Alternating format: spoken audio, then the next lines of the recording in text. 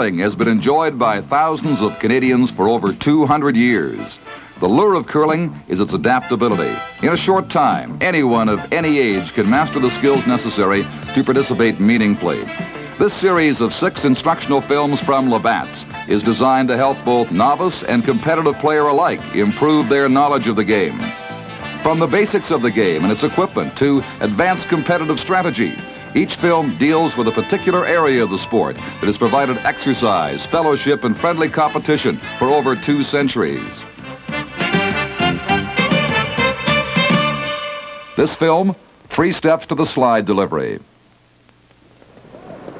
A good curling delivery is the essence of fluid smoothness, but it is also a complex motion requiring the exact coordination of a number of different body movements.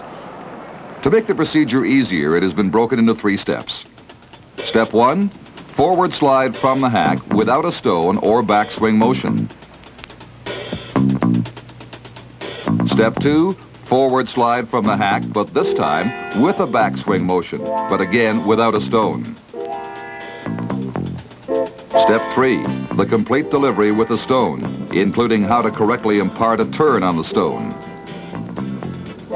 But before we get to step 1, let's look at some curling delivery background. First, what's the best way of developing rock momentum in the slide delivery? Well, for years, curlers were taught that a high backswing was required to develop sufficient momentum to complete the forward motion of delivery. But that requires much more strength than this newer method, using a combination of stone swing and hack leg thrust to propel the stone. The exact combination of swing and thrust is something each curler must develop for himself. For years, many curlers have used a delivery method that has them sliding on only the sole of the shoe. Medical evidence indicates that this tuck delivery causes excessive knee stress and should be avoided. The tuck delivery originated during the 30s when curlers first began to use a slide delivery successfully. But in those days, curlers wore street shoes with rubber heels, which had a tendency to interrupt a slide. They overcame the resistance problem by sliding on only the sole, and thus the tuck delivery was born. But as curling's popularity blossomed, so did the need for a sliding material quicker than leather, and the synthetic slider came into being. Today, low-resistance sliding materials are in universal use, and newer delivery techniques take advantage of them. To reduce balance problems, both the heel and sole of the shoe should remain in contact with the ice at all times. And to maximize stability, keep the sliding foot turned slightly outward to increase the width of the sliding surface. Okay, those are the basics, and this is what they lead to. Remember, the momentum of the slide delivery comes from a combination of stone swing and hack leg thrust.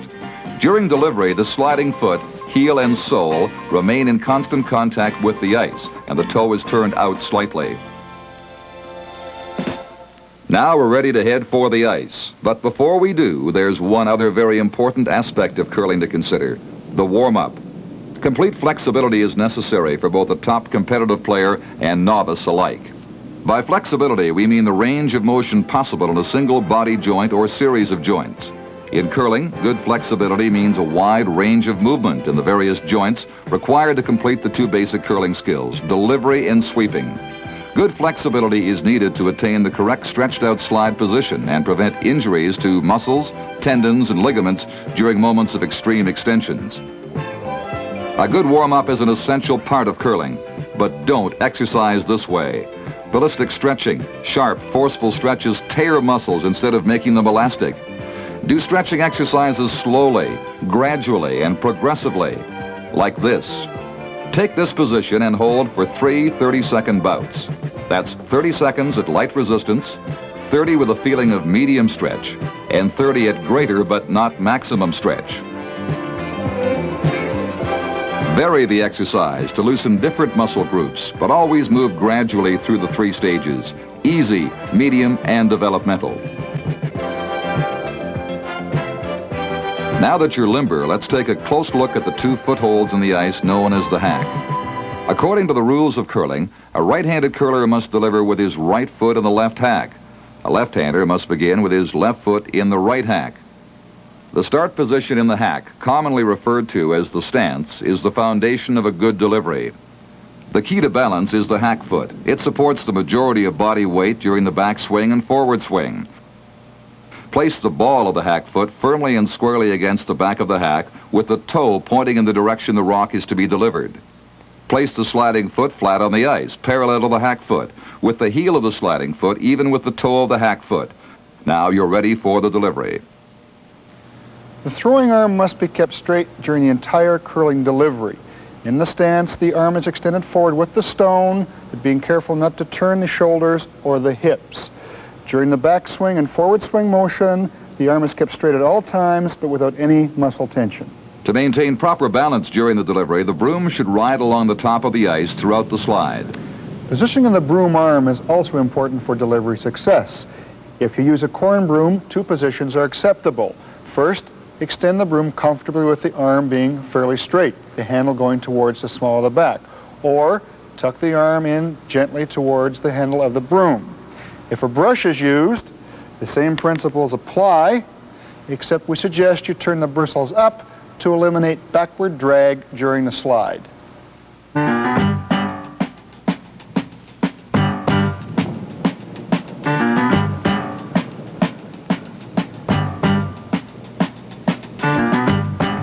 From the moment you assume the crouch, your head must be kept erect with your eyes riveted on the skip's broom. Line and aim could be lost if your eyes waver from the concentration point at the distant end of the rink. Now that you know the theory of a good slide delivery, let's put it into practice. Step one is a simple exercise designed to teach a balanced slide without the use of a backswing or stone. Here's how it works. Stand erect in the hack and use your broom handle to make a mark on the ice an arm's length in front of the hack foot. Then from the hack position, elevate your hips and slowly move your sliding foot to the mark on the ice. When your foot covers the mark, drive your hack leg against the hack and shift your body weight from hack foot to sliding foot. For a straight line of delivery, the sliding foot must be positioned beneath the center of your body, and your body should be on a line toward the skip's broom. As your body comes forward from the hack, the broom is positioned with the tip on the ice at a point slightly ahead of the sliding foot. Extend the trailing leg and toe behind your body as far as possible. You'll do this naturally if you flip the hack toe into the hack as leg drive reaches completion. By flipping the toe into the hack, you'll completely extend the trailing leg while preventing the knee from touching the ice. In most cases, this motion flips the trailing toe over into one of the three recommended positions. Turned over and inside the body, straight up and down, or turned slightly to the outside with only the toe making contact with the ice. Step one of the slide delivery, the basic motion without a backswing or a stone, should be practiced 30 to 50 times before proceeding to step number two. The following cadence can be used while practicing. Hack position, hip elevation, and slide. Now let's move on to step two, a forward slide from the hack, this time with a backswing motion. The backswing begins with a forward press. Then the arm is drawn back as your legs begin elevating your lower body from the hips. As the lower body rises, body weight shifts to the hack leg and foot. Try to maintain a constant upper body position during the entire backswing motion. As the stone leaves the ice, its weight tends to cause an inward rotation of the hack hip. So to keep your body on line, move your sliding foot back in a motion paralleling the swing of the stone. Timing is critical. The sliding foot should reach a point 10 to 15 inches behind the hack at the same moment the stone reaches the top of its swing. Correct foot and stone timing results in a natural pause at the top of the backswing motion before the weight of the stone starts the arm swing forward. From the instant forward swing begins until the completion of weight transfer, the stone must precede the sliding foot. That means deliberately holding the sliding foot until a moment before the stone touches the ice. Then as rock and arm continue to be extended forward, the sliding foot begins to move in behind the stone. As this takes place, drive is supplied by the hack leg and body weight shifts from hack foot to sliding foot. A smooth, correct follow-through ensures a good delivery. That means keeping your eyes glued to the skip's broom, maintaining the throwing arm in a forward-reaching position, and a continuation of the sliding motions after the stone is released. Remember, the critical factor in a successful delivery is proper movement of the sliding foot. At the start of the forward swing, it delays. During the forward swing, it moves in behind the stone and stays there with the toe turned out during the complete delivery sequence and through release position, with the heel directly below the chest to maintain balance. Step 2 of the slide delivery, the backswing motion without a stone, as in step 1, should be practiced 30 to 50 times, concentrating on the movement of the sliding foot. Again, as in step 1, a cadence might be used while practicing. Hack position, press, rock, foot, rock, foot. Now let's move on to step 3, a complete slide delivery with a stone. But first, here are a couple of points to keep in mind. An important but often overlooked factor is positioning the stone to match the location of the skip's broom. Rock and body must always face the skip's broom, and the direction of your entire delivery should proceed along an always straight, imaginary line, the path the stone will take to reach the location called for. Now let's look at a maximum adjustment to the left. That's a shot to the left outer edge of the 12-foot circle, as indicated by the position of the skip's broom. At this point, approximately 2/3 of the rock is to the left of the center line, and as the delivery proceeds, the curler moves progressively to the left.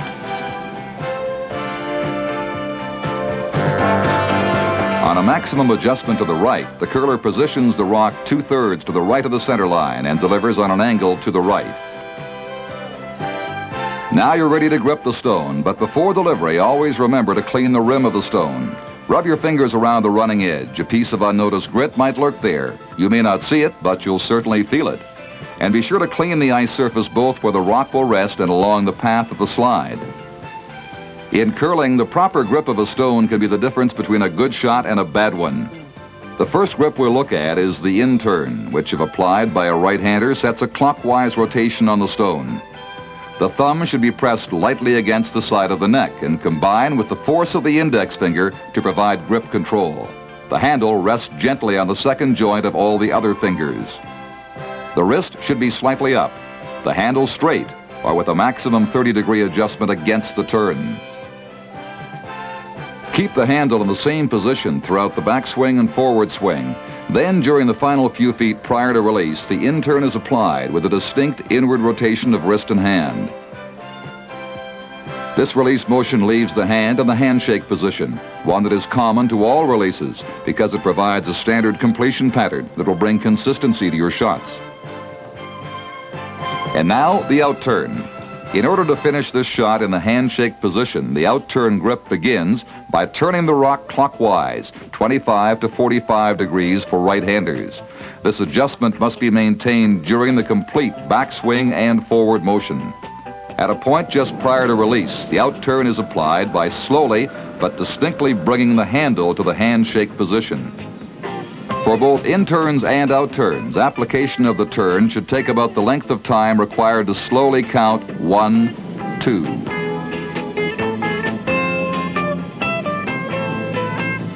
And here's a good way to practice with a friend. One curler practices the delivery, while a second curler stands at the hog line observing and commenting on the throw. After a few throws, switch around. There you have the 3 basic steps to a better delivery. Now get out on the rink and give it a whirl. With a little practice, you'll soon be throwing with a smooth, consistent slide delivery.